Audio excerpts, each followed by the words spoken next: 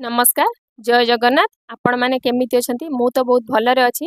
आज देखो सांग माने मु मटन बनाऊची सी पुणी मो बापा स्टाइल मो बापा एमती मटन बनाती आम तो छोट थे बापा एमती मटन बनाती आ जो देखा जी बापा पार्टी करेंगे जा कहीं देखु तू पला बन सारे तू आसबू आसबू खायापी जा देखना आम कि लुचि लुचि देखो देखते मो बापा केमी मटन बनाते मुझे बनवाई चेष्टा करी हबनी कि चेष्टा करी मटन टा प्रथम धोई धाइकी परिष्कार करदेली टे लुण हलदी आ सोरिष तेल देदेली सोरिष तेल देलापर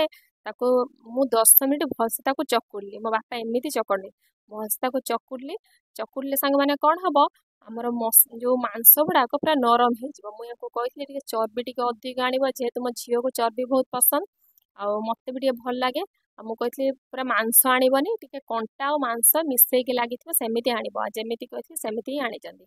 मुझे देख तार गोटे मसला नहीं मसलार आमर अदा रसुण अलग छड़े रखी सफा करके धनिया सुखिला लंका ताको 10 मिनिट आगे भिजे जाइली आ पियाज 3टा बड़ बड़ काटी देती आलू को बेसी नहीं 3टा आलू छोट छोट नहीं दुई फाड़ नाखे काटी एमाने कि आलू खाइबेनी से मो मु आलू नहीं देखो सांग मैंने मुझे गोटे कड़े तेल नहीं सोरिष तेल तादेह चीनी गोटे चामच पकई चीनी आम धीरे धीरे कलर हो आसला कलर हो आसला आम दीटा तेजपत्र देदेबा तेजपत्र देलापर मुझे जो पियाज गुड़ा काटिक रखी से पियाज गुड़ा पकईदेली पियाज आमर भलसे भाजवा जिते पर्यंत आमर पियाज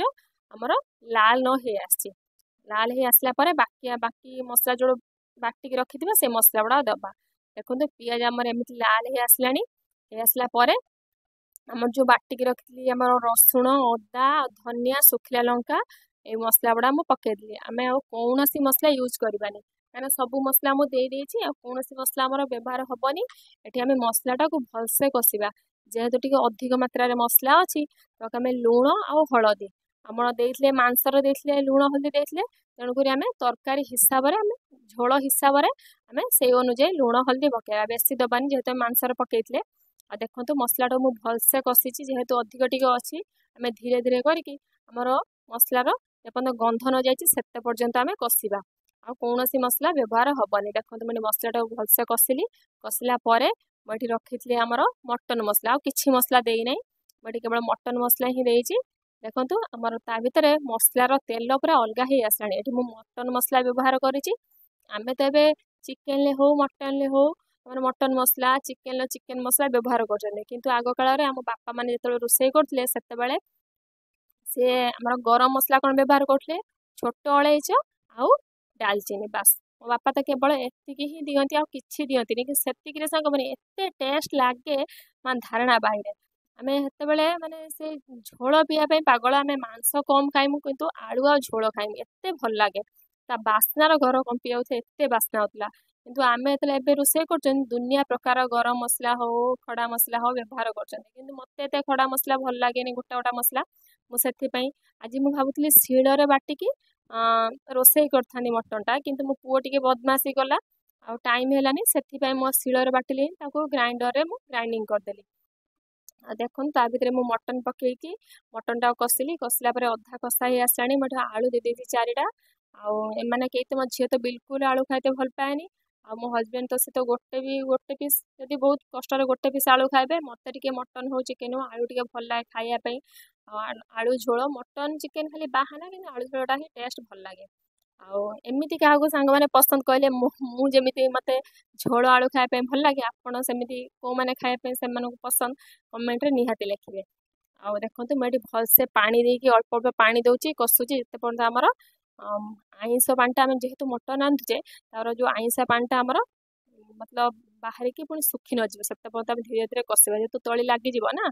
स्लो फ्लेम धीरे धीरे धीरे धीरे कषा देखो ता भर आम धीरे धीरे कषा भी होची मु पानी अल्प अल्प दूसरी पुणी कषुची तेल देखो केमी मसलार मो तेल ही बाहर पड़ा देखो सांग मैंने देखा देखते आम कषा भी धीरे धीरे हो आसला मु पूरा कड़े ही कषिची मु प्रेसर करी किंतु आपण मानू देखापी देखते ए कषाटा केमी लगे सांग मैंने कहते मु तो जूम कर देखी कषि सारापर मुझे प्रेसर ढाली देती जेहेतु कड़े टाइम लगे प्रेसर ढाली देती आमर 3टा सीटी एमती सांग मैंने रोसे करेंगे सतरे बहुत भल लगे मुझे देखते मो बापा हिसाब से कहना रोसे कर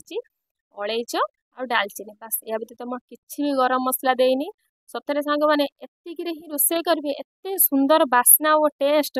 ଆପଣ ଭାବି ପାରିବେନି। ଯୋଉମାନେ ଅଧିକ ଟିକେ ମସଲା ୟୁଜ୍ କରୁଥିବେ ବିଲକୁଲ କରିବେନି। ଦେଖନ୍ତୁ ମୋ ତରକାରୀ କିଛି ବି ଆପଣଙ୍କ ସାମ୍ନା ରୋଷେଇ କରି କିଛି ବ୍ୟବହାର କରିନାହିଁ, ଆଉ କିଛି ବି ଦରକାର ନାହିଁ। ଆଉ ଗରମ ଭାତ ତା ସହିତ ମଟନ ହଉ ଚିକେନ ହଉ ଏମିତି ରୋଷେଇ କରି ଖାଇବେ, ବହୁତ ଟେଷ୍ଟ ଲାଗିବ। ସତରେ ସାଙ୍ଗମାନେ ବହୁତ ଭଲ ଲାଗିବ। ଆଉ ଯେଉଁମାନେ ମୋ ଭିଡ଼ିଓ ଦେଖୁଥିବେ ସେମାନେ କମେଣ୍ଟ କରିବେ, ଲାଇକ୍ କରିବେ, ଆଉ ସେୟାର କରିବେ, ସବସ୍କ୍ରାଇବ୍ କରିବା ପାଇଁ ବିଲକୁଲ ବି ଭୁଲିବେନି। ରହିଲି, ନମସ୍କାର, ଜୟ ଜଗନ୍ନାଥ।